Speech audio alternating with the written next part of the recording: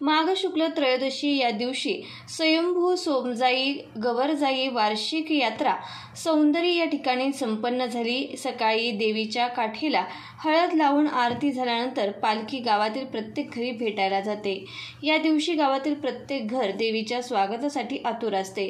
रात्री 12 वाजता देवीचा जागरण गोंधळ झाला। सर्व ग्रामस्थ व महिला अतिउत्साहाने दिवट्या नाचवत होते।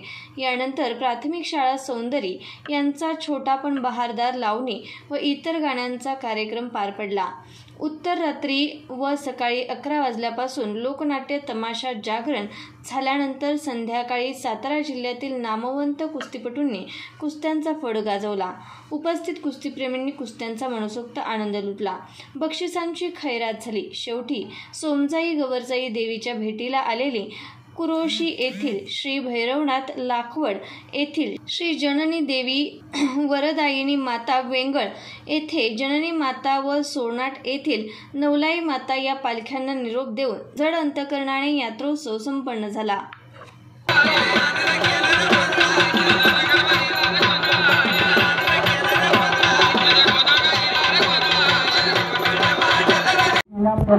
संजय बाबू निकम कुस्ती चितपट झाली पाहिजे। बाबू बाबू निकम यांच्या स्मरणार्थ कुस्ती इनाम देणार बाबू।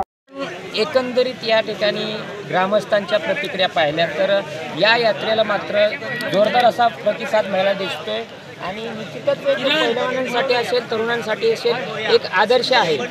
सौंदर्य गावचे कॅमेरामॅन विकास जाधव सर, मी संतोष मालुसरे, एम न्यूज सौंदर्य। यात्रेचं कालपासून नियोजन अतिशय सुंदर अशी यात्रा पार पडते, काय सांगाल सर? प्रथमतः मी आणि मालुसरे साहेब आपल्या स्वागत करतो। काल संध्याकाळी दुपारपासूनच काल देवीच्या काठीला हळद लागल्यापासून नंतर पालखी मिरवणूक प्रत्येक घरोघरी पालखी गेली। रात्री 12 वाजता देवीचा गोंधळ झाला, आरती झाली, त्यानंतर रात्री शाळेतल्या मुलांचा कार्यक्रम, नंतर तमाशा आणि आज सकाळी पुन्हा तमाशा आणि यानंतर आता कुस्त्यांचा जंगी असा फड या ठिकाणी सुरू आहे। आणि गेल्या काही म्हणजे शेकडो वर्षापासून ही जी परंपरा चालू आहे या परंपरेतून एकच तरुण मंडळीला माझी विनंती असेल की या ठिकाणी रावणाचा आदर्श न घेता हनुमानाचा आदर्श घ्यावा, कारण कुस्तीतून शक्ती येत असते आणि ती शक्ती समाजाच्या कामाला उपयोगी यावी अशी मी या सर्व तरुण मंडळीला विनंती करतो। माझं नाव प्रकाश गोविंद जाधव, मी एक सौंदर्य गावचा एक कार्यकर्ता आहे आणि या फळाचे आमच्या गावाचं एक वैशिष्ट्य की जे आमच्या वडिलोपार्जीपासून हा फळ चालत आलेला आहे ती परंपरा आम्ही पुढे चालू ठेवलेली आहे आणि हीच परंपरा पुढच्या पिढीसुद्धा तरुण पिढीने चालू ठेवावी आणि ह्या जसं आम्ही आमच्या वडावडिलांचा आदर करत आतापर्यंत ही संस्कृती चालू ठेवली, ही संस्कृती पुढे तरुण मंडळींनी चालू ठेवावी एवढी एक अपेक्षा करतो आणि थांबतो।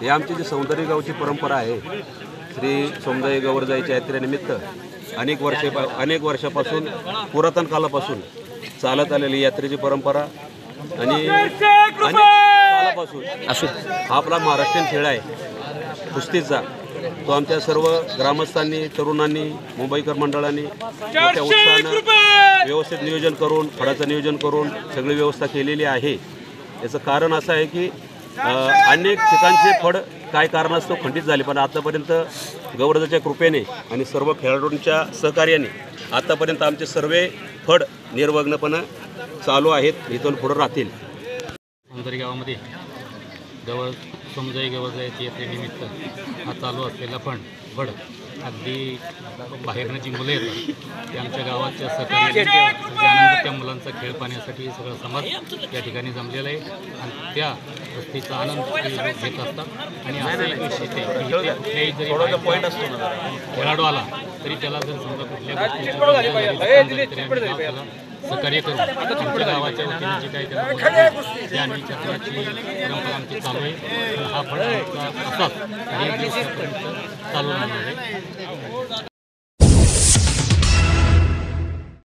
अच्छे लोगों की अच्छी पसंद आता खास खवय्यांसाठी royal biryani and caterers. Royal लोकांची रॉयल पसंती, royal biryani and caterers. AC dining hall, फॅमिलीसाठी वेगळी बैठक व्यवस्था। एक वेळ अवश्य भेट द्या। आमचा पत्ता 64 मल्हारपेठ गीते बिल्डिंग जवळ सातारा। Mobile number 86 37 70 0070।